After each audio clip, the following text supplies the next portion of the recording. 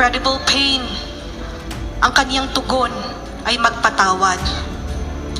Love your enemies and pray for those who persecute you.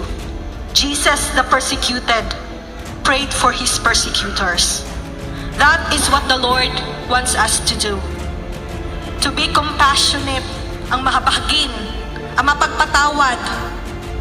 To be loving, magpakita ng awa sa mga nanakit sa atin, and even to our enemies. Jesus, alalahanin mo ako kapag naghahari ka na. At sinabi ni Jesus sa kanya, sinasabi ko sa iyo, isasama kita ngayon sa paraiso. Having a repentant heart at pananampalatayang si Jesus ay Panginoon at dakilang tagapagligtas, tayo ay makakasama ni Kristo sa paraiso. Salvation is a gift from God. Libreng ibinigay sa atin. All we need is just to accept it.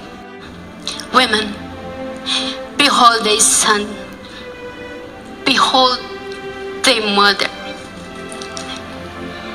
One of the most heartbreaking moments in the last hours of the death of Jesus was when he saw his mother suffering and experiencing pain, quietly watching him, seeing his son insulted, bleeding, crucified on the cross.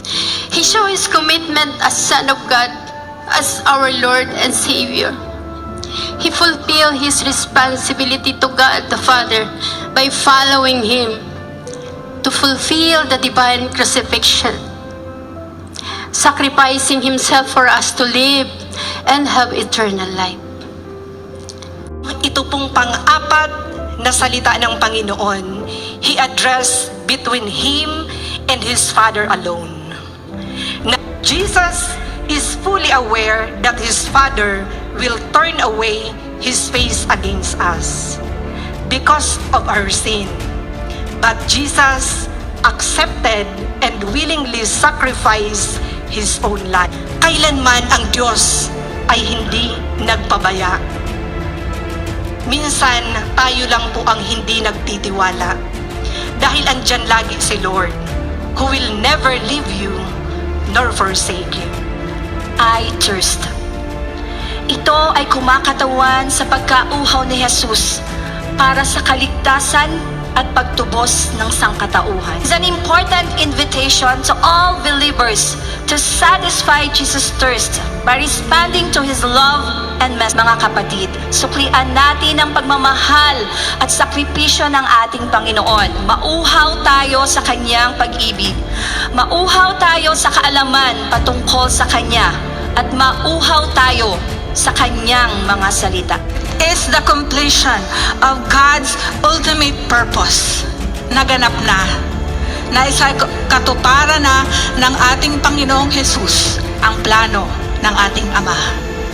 Jesus exchanged on the cross our unrighteousness for His perfect righteousness. He paid the price for our sins upang tayo ay magkaroon ng buhay na walang hanggan. May these words build our faith in Christ and challenge us not just to live a life of purpose, but to live a life of focus. Kung ano ang pinapagawa sa atin ng Panginoon, and run with it with full and complete obedience. Ito ang nagsisilbing isang makapangyarihang pagpapahayag para sa ating mga mananampalataya na ilagay natin ang ating buhay, espiritu at espiritu sa kamay ng Diyos at ng ating Ama. Kahit na anong ibinabato sa atin ang buhay natin dito sa lupa, we still can trust God.